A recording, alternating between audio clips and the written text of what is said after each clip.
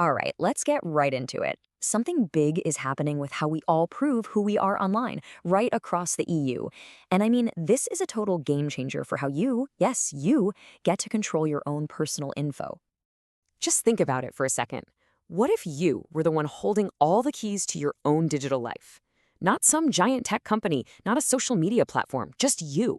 What if you got to decide every single time exactly who gets to see what piece of your data? Okay, let's take a super common example. You want to buy something online, and the site needs to know if you're over 18. What do you do now?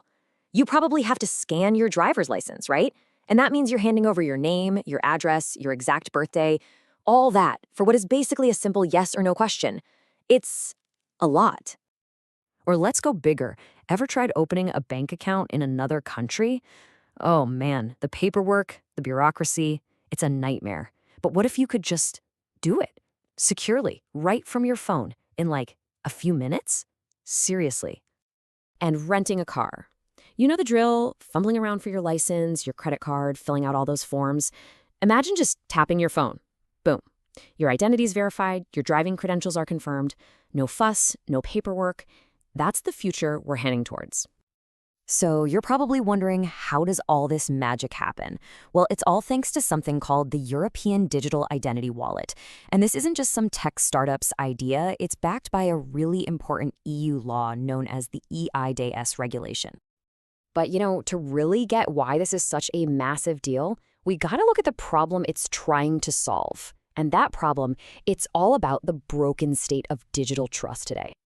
Okay, so look at this. On one side, you've got today's mess, right? Juggling a million passwords, handing over way too much data, and basically letting big companies be the gatekeepers to your information. The wallet's promise? It completely flips the script. We're talking one single, super secure login, sharing only the absolute minimum data you need to, and the best part, it puts you back in the driver's seat. So let's take a closer look at this official solution. This is the EU Digital Wallet, and it's been built from the ground up to fix that exact problem. So what exactly is this wallet? Well, according to the official regulation, think of it like a secure digital vault on your phone. It's a place where you can store and manage your identity data and all those digital proofs, like a digital driver's license or diploma. The bottom line? It's designed to give you total control over who gets to see your info.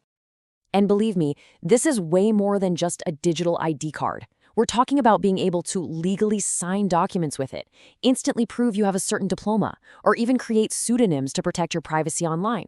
Plus, and this is huge, you get to see a log of every single time your data was requested. Total transparency. And to build trust, a huge chunk of the software for this wallet is going to be open source. What does that mean? It means that tech experts, security researchers, anyone really, can look at the code to make sure it's secure and that there are no sneaky backdoors. It's all about transparency. And all of this really boils down to one fundamental, non-negotiable principle: your data, your control. And look, that's not just some feel-good marketing line. It is literally written into the law. The regulation is crystal clear. Users shall have full control. That's the whole philosophy here. It means the company or government that provides your wallet can't just snoop on how you use it.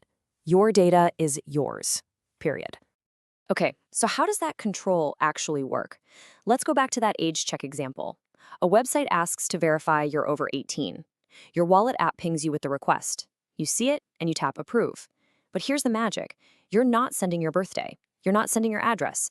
All your wallet does is send back a secure, cryptographic yes. That's it. The website gets the confirmation it needs, and none of your other private data. This idea is called selective disclosure, and honestly, it's a massive game changer for privacy. Now, I know what you're thinking. Are they going to force me to use this? And the answer is a big, fat no. The law is super explicit on this. Using the wallet is completely voluntary. Services can't lock you out just because you decide not to use it. Okay, what's it going to cost? For you and me, natural persons, as the law puts it, it's going to be free, totally free. Getting the wallet, using it, even getting rid of it, zero cost. It's being treated like a public service, not something to make money off of. And of course, what about security? This is a huge one. The wallet is legally required to meet the high level of security assurance. That's basically the top tier. It means it's designed from day one to be tough as nails, to protect your privacy and to fend off attacks. So, when you put all these pieces together, what does our future online look like? Well, it's about building a single, seamless digital market for everyone. And the real key that unlocks all this potential is something called an electronic attestation of attributes. Okay, I know that sounds super technical, but stick with me, it's actually pretty simple. An attribute is just a fancy word for a fact about you. And this attestation is just the secure digital proof of that fact. So think of it as the official digital version of your driver's license, your diploma, maybe even a prescription.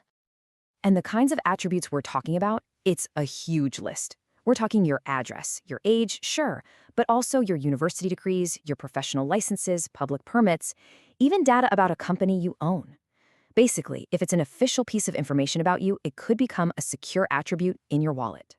So, when can you get your hands on this? Well, things are already moving. The law is coming into force now. All the nitty-gritty tech specs will get ironed out in 2025. And then, by 2026 or 2027, every single EU country has to start offering these wallets to their citizens. So yeah, it's right around the corner. And who's going to accept it? This is where it gets really interesting. It's going to be mandatory for all public services online. But get this, the really big online platforms will also have to accept it if you want to use it to log in.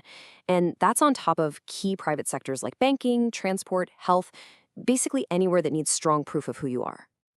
So when you step back and look at the whole picture, we're moving from a world where our data is scattered all over the place, controlled by countless companies, to a world where it sits in our pocket, under our control. Which leaves us with a really exciting question to think about. Once your identity is truly secure, truly portable, and truly yours, what new possibilities are you going to unlock?